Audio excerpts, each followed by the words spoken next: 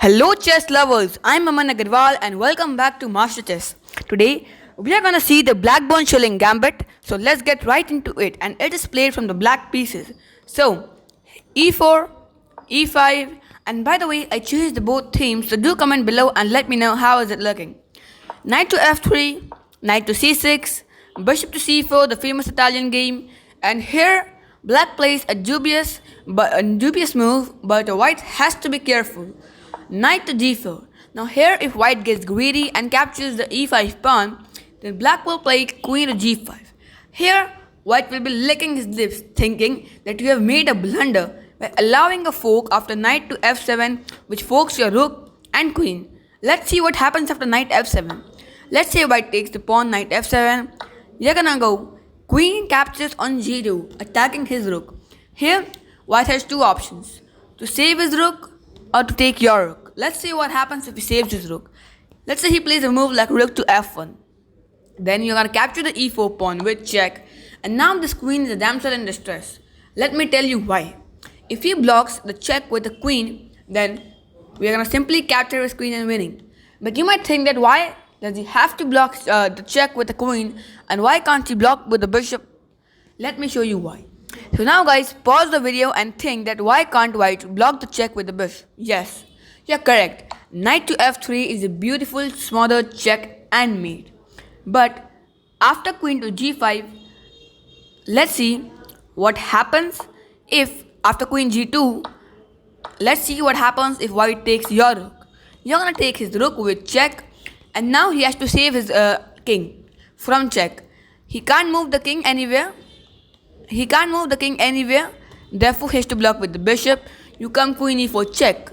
Again, he cannot block with the queen because you're gonna capture his queen. He blocks with the bishop, and now knight f3 is not a checkmate because the king can go to f1. Therefore, you're gonna play bishop to c4.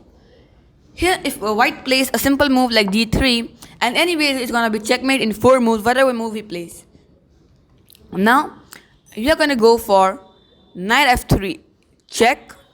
The king moves to f1, and the stunning move queen to h4. Now why I call this stunning is because you're threatening checkmate in 2 ways: queen h3 checkmate, and also queen to f2 checkmate. But let's see what happens if he takes his bishop. You're gonna capture the f2 pawn and checkmate. But let's see what happens if he plays king to g2. Here queen captures on f2 check. If he comes to h3, then d3 and d4 is a beautiful discovered checkmate. Let me show you like that. d3 is a check and mate. And also if he comes to h1, then you can simply play queen captures on h2, and it is also a check and mate. But what happens if after queen g5 he decides to save his knight with a move like knight to f3?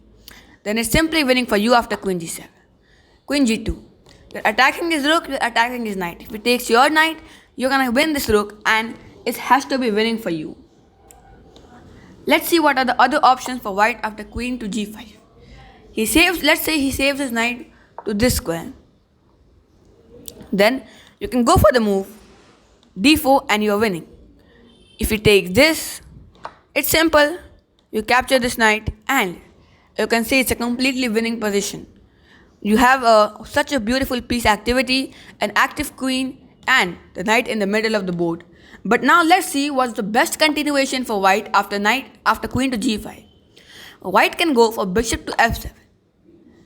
We play king d8, and here black has two options: to save this knight or to give up this knight.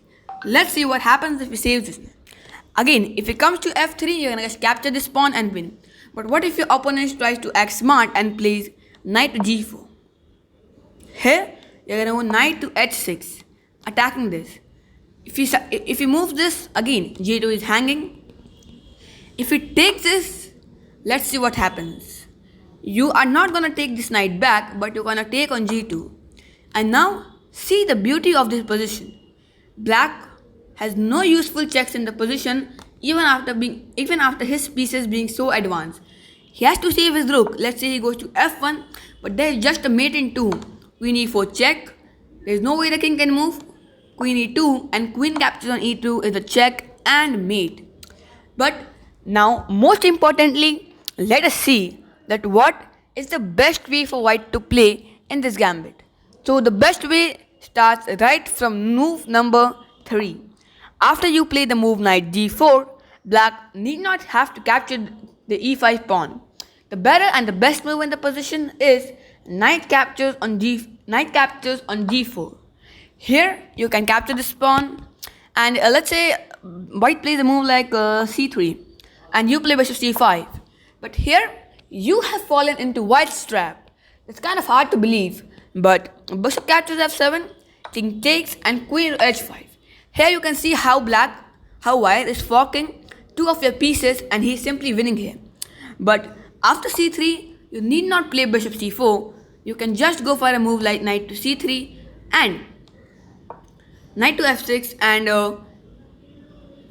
although white is doing better than black in this position, but black is not that bad and it's surely a gambit worth trying out. And also I would suggest you to play these gambits only in blitz and bullets game because obviously you don't want to play such a gambit in a rapid game and your opponent can easily figure it out.